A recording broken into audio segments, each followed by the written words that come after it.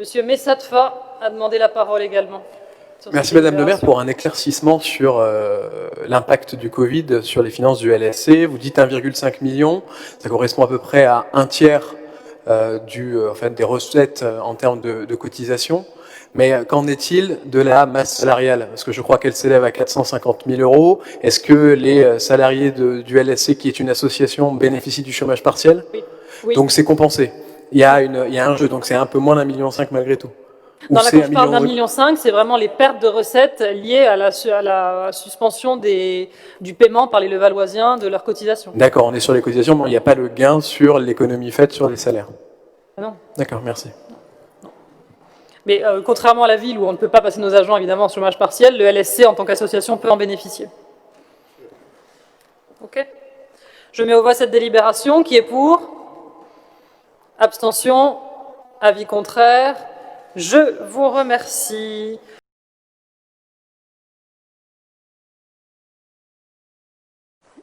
Monsieur Messatfa. Merci Madame le maire. Oui, je voulais rebondir. Ça fait un peu le lien avec la discussion qu'il y a eu dans le cadre du débat d'orientation budgétaire et sur les logements sociaux. Les logements sociaux servent d'abord aux Levalloisiens. Quand on parle de la construction de 700 logements sociaux, c'est d'abord parce qu'on a 4/5 des couples levalloisiens, quand ils ont un enfant, doivent partir de Levallois. Donc on n'est pas sur de la surdensification avec la construction des logements sociaux. Je pense que ça, ce n'est pas vrai. Et c'est plutôt la construction et la promotion immobilière privée à 12 000 ou 13 000 euros qui pose davantage de questions sur la densification. Mais permettez-moi de profiter de cette délibération pour vous demander où vous en êtes dans votre stratégie concernant le regroupement de l'OPH pour se mettre en conformité avec la loi Elan. Pour rappel, la loi Elan fixe pour les organismes HLM un seuil minimal de logements sociaux à 12 000, en deçà duquel s'impose une obligation de regroupement avec d'autres bailleurs sociaux dès le 1er janvier 2021. Malgré la situation sanitaire, cette date butoir n'a pas été modifiée et c'est donc demain, je crois que d'autres responsables d'intercommunalité ont demandé au gouvernement de changer la date dans le cadre du Covid, ça n'a pas été fait, donc c'est donc demain. Pour rappel, l'OPH de Levallois, c'est 2500 logements, et donc nous serons soumis à cette obligation. Lors de la séance du 9 juillet dernier, je vous avais suggéré de vous rapprocher de l'office public de Courbevoie et de Puteaux, qui respectivement ont 5000 et 5000, donc ça nous permettait de passer en dessous, au-dessus du seuil. Et aujourd'hui, nous sommes presque en décembre. Il nous reste un mois pour se mettre en conformité. Je n'ai rien vu passer au Conseil de territoire, Paul, pour le moment. Avez-vous tenu un conseil de concertation locative pour informer les locataires sur ce sujet?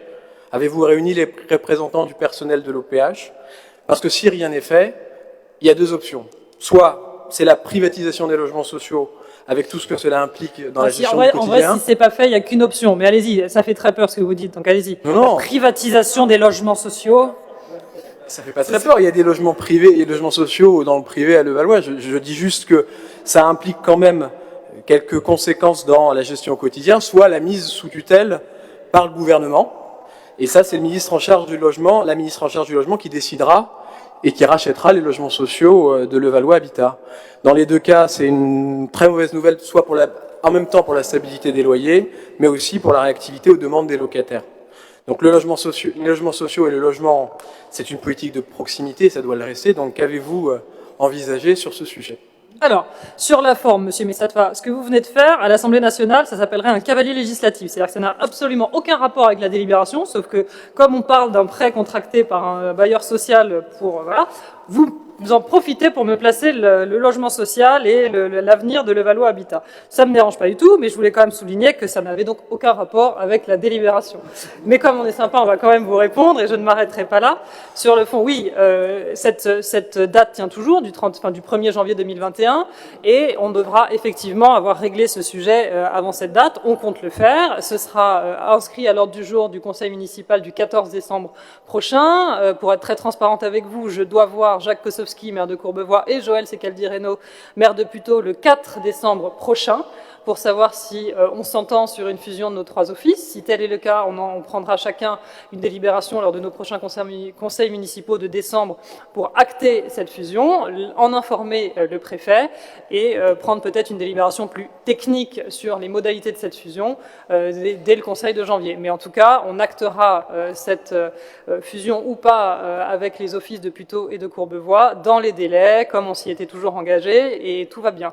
Si ce n'est pas cette option qui est retenue, alors je ne sais pas si c'est ça que vous évoquiez en disant privatisation des logements, l'autre option à l'ordre du jour, et c'était toujours celle dont je vous avais parlé la dernière fois, c'est effectivement une absorption du parc social de Levallois Habitat par le GIREP. On a encore une fois des discussions avancées avec eux pour faire en sorte que justement nos logements sociaux puissent continuer à être gérés par nos équipes de Levallois Habitat, y compris dans le cadre d'une absorption par le GIREP, c'est-à-dire que ce seraient toujours nos équipes qui seraient sur le terrain et qui continueraient à gérer ces logements, bien que rattachés à l'OGIREP. Donc ne vous inquiétez pas, n'affolez pas, et je compte sur vous, je doute que ce soit votre arrière-pensée, mais je le dis quand même, n'affolez pas les locataires du parc de Levallois Habitat, on prend soin d'eux, quelle que soit l'option choisie, ils continueront à être gérés en direct par les équipes de Levallois, pas d'inquiétude là-dessus, monsieur Messatfa. Voilà. Allez-y. Merci pour ces explications. Donc j'entends quand même, dans votre campagne, vous avez bien dit qu'il n'y aura pas de privatisation des logements sociaux, et aujourd'hui j'entends que c'est une option possible. Alors non, je n'ai jamais dit pendant la campagne, alors si, je ne l'ai pas dit comme ça, je n'ai pas dit qu'il y aurait une privatisation des logements, mais ce n'était pas un sujet de campagne. Pardon. Quand les logements de la ville vont dans le cadre, dans la propriété d'un bailleur... Alors c'est pas les logements de la ville, c'est les logements de Levallois Habitat. C'est les logements de l'office HLM qui continueront à être gérés par les mêmes équipes, c'est-à-dire que c'est les mêmes équipes qui seront sur le terrain, voilà, et qui continueront à être gérés par un bailleur social, pas par un grand méchant du privé. Il y a quand même des petites réminiscences socialistes, monsieur Messatfal, hein. Madame, non, c'est vous qui avez des réminiscences socialistes peut-être dans votre jeune âge. La privatisation n'est pas un drame. Je veux juste mettre les mots justes. Un bailleur social peut être aussi un bailleur social privé. Donc, pour moi, vous savez, c'est peut-être pour vous, peut-être le problème, c'est la privatisation. Pour moi, le sujet, le mot privé n'est pas un gros mot. Moi, il n'y a pas de problème. Ah bah alors voilà. Il n'y a pas de problème. Ok, donc j'ai répondu à votre question. Allez, on avance. Frédéric, monsieur Robert, vous vouliez la parole ? Non, c'était juste pour qu'on vote la délibération. Allez, on va... Très bien. Je mets au voie la délibération. Qui est pour ? Avis contraire ? Abstention ? Pour. Très bien. Abstention. Adopté à l'unanimité.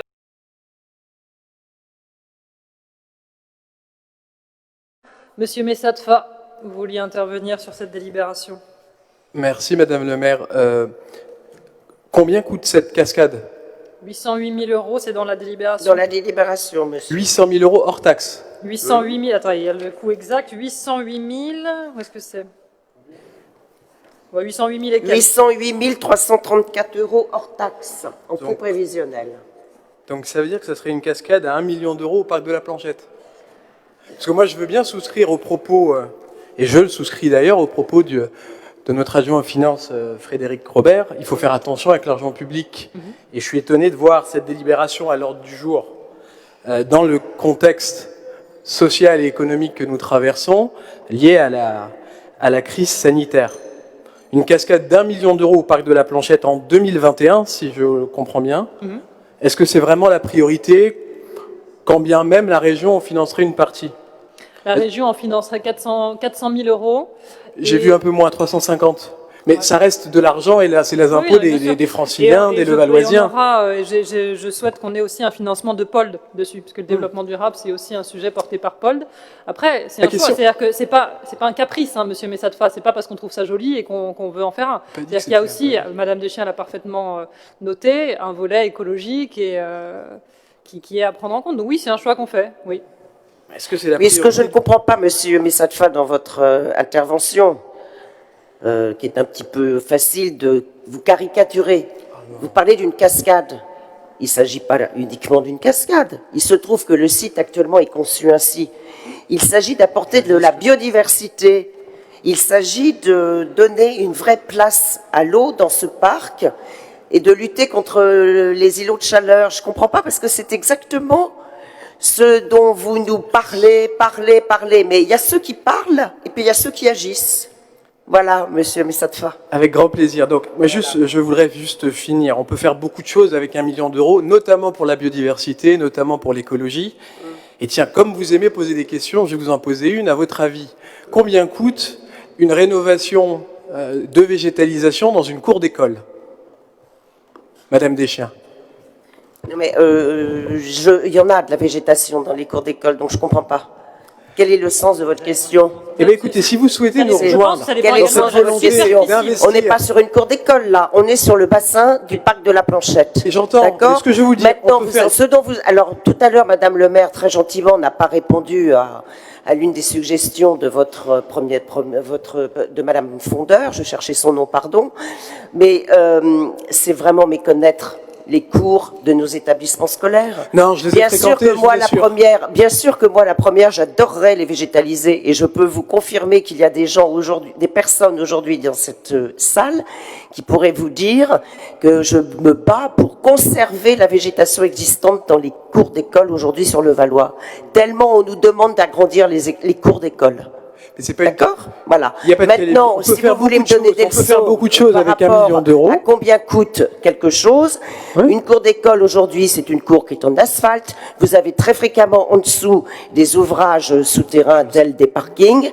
Donc déjà, ce que vous êtes en train de dire, ça signifie décrouter, ça signifie refaire totalement l'étanchéité de la dalle du parking, et ça signifie derrière de refaire le poids de la dalle pour supporter le poids de la végétation. C'est un minimum 500 000 €, monsieur Messatfa. Eh bien non, on le fait à 150 000.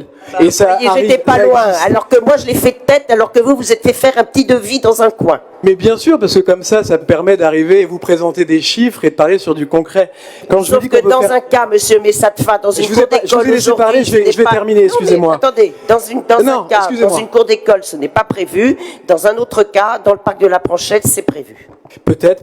Mais quand je vous dis simplement qu'avec 1 million d'euros, quand on veut faire pour le développement durable, et je souscris à votre volonté de nous rejoindre sur ce sujet-là, mais comme par exemple, on peut réaménager 6 cours d'école en les végétalisant pour en faire des espaces rafraîchis. Et je vous ai pas présenté un projet, donc vous avez anticipé sur ce qu'on pouvait faire, et ça permettra réellement d'améliorer la qualité de l'air. Pour les enfants, et ces îlots de fraîcheur sont très utiles en période de canicule. Parce que je peux vous dire, il y a plein d'enfants qui, malgré tout, pendant les dernières canicules, même en mois de mai, se retrouvent dans des écoles où il fait encore trop chaud. Donc je vous parle de la protection des enfants, vous caricaturez mes propos, libre à vous. Bon, allez, on va redescendre d'un ton, tout va bien. Et sur ça, c'est un sujet qui est effectivement identifié, monsieur Messatfa, d'où le plan pluriannuel de raccordement au réseau de froid des crèches et des écoles et des équipements sportifs, notamment Louison Bobet, voilà, pour 2021. Petit exclu sur le budget, je le dis, qui sera raccordé au réseau de froid pour qu'il fasse moins chaud dans nos équipements publics et notamment dans nos crèches et nos écoles. Voilà. Allez, on retourne à la délibération que je mets aux voix. Alors, Madame Bourdet-Mathis, dans le calme et le... Voilà. Allez. Non, c'était juste que sur les tarifs de Monsieur Messatfa, que ce soit pour l'inox ou pour la végétation, j'ai l'impression qu'on est le Black Friday avant l'heure, quoi. C'était juste ça. Voilà. Allez, on avance. Allez, je mets aux voix. Ouais, puis c'est pas 1 million, c'est 800 000. Qui est pour? 20% d'augmentation, c'est ça? Qui est pour? Avis contraire? Abstention? Le groupe de Monsieur Messatfa s'abstient. OK.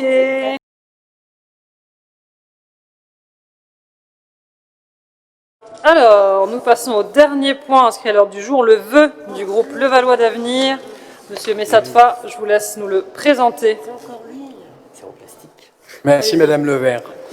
Ce vœu a pour objet de vous demander de procéder à un avenant de la convention communale de coordination de la police nationale et des forces de sécurité de l'État pour donner à nos policiers municipaux l'accès au système de communication radio de la police nationale, le système appelé Acropole.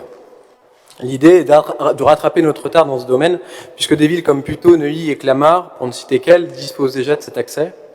L'accès des policiers municipaux à la radio de la police nationale facilitera la transmission des informations dans le respect des compétences de chacun.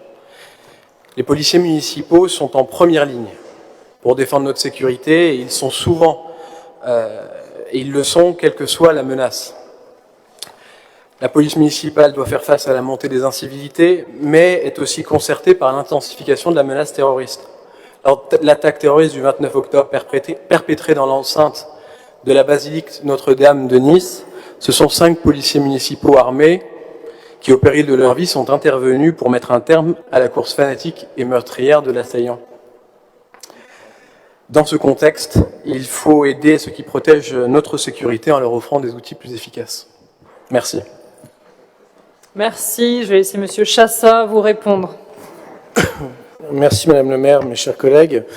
Ce vœu m'interpelle et pour tout dire me gêne même un petit peu parce que je trouve que dans sa rédaction, dans sa formulation et y compris dans la communication qui a été faite autour, il laisse à entendre que nous ne donnerions pas tous les moyens pour protéger les Levalloisiens, que nous ne donnerions pas à nos policiers municipaux les moyens d'exercer leur mission et que nous ne travaillerions pas en étroite collaboration avec la police nationale. Alors si vous le permettez, je vais juste tordre le cou à ces 3 contre-vérités en rappelant quelques éléments. Un, déjà, depuis votre élection, Madame le maire, les moyens de la police municipale ont été largement renforcés, notamment en termes d'effectifs. 10 postes d'agents municipaux, d'agents de police municipale ont été créés, ouverts. 5 sont déjà recrutés. Et on a 5 autres encore à pourvoir. Et donc, ce qui porte notre effectif à 65 agents. Idem pour les ASVP, on a 10 postes ouverts pour le CSU comme pour la surveillance de la voie publique. 7 sont déjà recrutés et on a 4 entretiens la semaine prochaine. Vous aurez bien compris qu'il y a un remplacement en plus, donc ça fait 11 et non pas 10, mais on est bien dans des moyens en effectif largement supplémentaires pour une raison simple, on a besoin d'une présence maximale sur le terrain et donc de beaucoup plus d'effectifs. Et nous nous donnons les moyens d'avoir ces effectifs sur le terrain au contact pour protéger les Levalloisiens. Deuxième point, nous donnons tous les moyens nécessaires à nos policiers pour qu'ils travaillent dans de bonnes conditions pour leur sécurité et pour garantir la sécurité des Levalloisiens. C'est vrai pour les véhicules, c'est vrai pour les motos qui sont une force de projection rapide. On a doublé les effectifs de la brigade moto, ce qui permet à nos policiers de se rendre rapidement sur le terrain. On a commandé de nouveaux scooters pour que là aussi ils soient le plus mobiles possible. On les dote de caméras piétons pour leur sécurité comme pour celle des usagers. On renforce encore le maillage de vidéoprotection qui est déjà extrêmement important sur une ville de la taille de la nôtre, puisqu'on a 105 caméras et qu'on en aura 5 de plus budgétés pour l'année prochaine, ce qui monte à 110 caméras, ce qui est tout à fait énorme pour une ville de 2,4 km². Enfin, on continue de réfléchir à toujours améliorer les choses et notamment on a ouvert la réflexion pour doter notre CSU de logiciels intelligents capables de détecter les comportements anormaux, les mouvements de foule et sont notamment ces logiciels qui ont permis aux policiers municipaux à Nice d'arriver très rapidement sur les lieux et d'intervenir au péril de leur vie, mais pour sauver tant qu'il est encore possible et stopper en tout cas la course folle du fanatique dont vous parliez. Donc vous voyez, mes chers collègues, on se donne tous les moyens pour que nos policiers municipaux soient présents en nombre, bien équipés sur le terrain, au service des Levalloisiens pour leur sécurité. De la même façon, quand vous expliquez qu'il faut que notre coordination avec la police nationale soit améliorée et que c'est quelque chose d'indispensable, je regrette que vous ne soyez pas un peu mieux renseigné sur ce qui est fait avec la police nationale au quotidien. Donc effectivement, on ne vous a pas attendu pour signer une convention. Certes, le système Acropole en fait pas partie, mais pour une raison très simple, c'est comme on travaille au quotidien avec la police nationale, on est tombé d'accord ensemble que c'était pas quelque chose d'utile, puisqu'on a déjà 2 postes radio de la police municipale qui sont à disposition de la police nationale, c'est-à-dire que la police nationale entend tout ce qui se passe sur les fréquences de la police municipale, qui peuvent du coup nous informer de tout ce qui peut se passer d'utile pour la police municipale de Levallois. Parce qu'Acropole, la réalité, c'est qu'on a des remontées d'infos sporadiques qui concernent souvent pas la police municipale, c'est pas moi qui le dis, j'ai pas accès, mais c'est ce que disent les spécialistes, PM comme police nationale. Et donc, partant de là, on s'est dit que c'était pas utile. On a aussi une ligne directe de téléphone avec la police nationale et nous faisons des points conformément à la convention d'ailleurs que nous avons signée avec eux, hebdomadaire avec la commissaire et évidemment nous sommes en lien quotidien au téléphone. Alors aujourd'hui, nous travaillons donc en étroite collaboration avec la police nationale et même si je me réjouis que d'anciens soutiens de Benoît Hamon s'intéressent aux questions de sécurité, mais vaut tard que jamais. C'est bien. Je vais vous demander, mes chers collègues de la majorité, de rejeter ce vœu qui est inutile à ce stade, et voire même un peu désobligeant pour le travail au quotidien qui est fait par nos agents de la police municipale, que je tiens à saluer, à féliciter pour leur engagement, pour leur présence au service des Levalloisiens pour notre sécurité. Et j'y associe évidemment nos ASVP, qui sont là aussi tous les jours sur le terrain, et évidemment les forces de la police nationale et de la mission Sentinelle.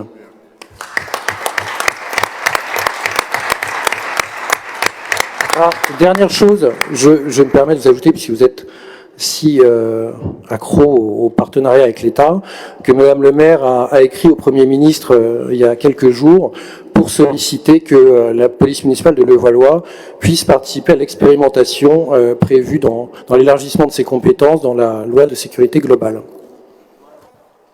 Madame Bréjon, vous avez demandé la parole.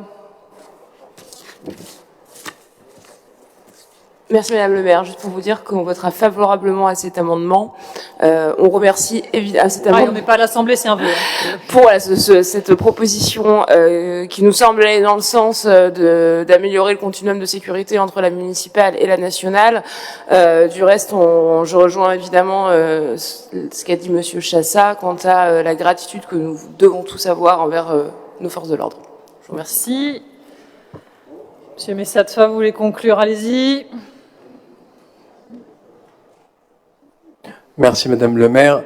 Il n'y a rien de désobligeant à demander plus de moyens pour les policiers municipaux. C'était pas un bilan qu'on demandait. Je n'attaquais aucun bilan. Je offrais une possibilité supplémentaire. C'est bien que la police nationale ait accès au réseau de la police municipale, mais il peut être aussi bien que la réciproque existe. Et je vous remercie, Monsieur Sassa, je vous ai pas attendu pour m'intéresser à la sécurité à l'époque où vous étiez ancien collaborateur de Jean-François Copé. Je m'y intéressais déjà. Juste une précision, Acropole ne permet pas à la police municipale d'avoir accès aux fréquences de la police nationale. Et c'est bien le problème. Et c'est bien pour ça que les policiers municipaux ne sont pas demandeurs de ce que vous proposez. Pardon, mais autant écouter nos effectifs et leur avis, c'est eux qui sont sur le terrain. Et c'est bien pour ça également que la police nationale, en accord avec eux, nous ont dit c'est pas utile aujourd'hui, tel qu'on est équipé à Levallois. Je sais pas comment ça se passe dans les autres villes, vous êtes sûrement plus savant que moi. Aujourd'hui à Levallois, c'est pas une demande de la police municipale, c'est pas une demande de la police nationale, puisqu'on est équipé différemment et que c'est plus efficace de l'avis de tout le monde. Bon, maintenant, voilà. Et concernant les moyens, je pense qu'on a mis ce qu'il fallait. Juste, je vous assure que dans la Convention, il y a le prêt d'une radio et d'un dispositif de radio pour la police municipale. Si d'autres villes, j'ai cité que Puteaux, Neuilly-Clamart existent, je vous assure, et ce vœu, si on l'a réfléchi, il part vraiment d'une demande de nombreux policiers municipaux, de Levallois. Voilà. Merci. Alors, c'est vrai que j'ai une question à vous poser, Monsieur Messatfa. D'où vous est venue cette idée?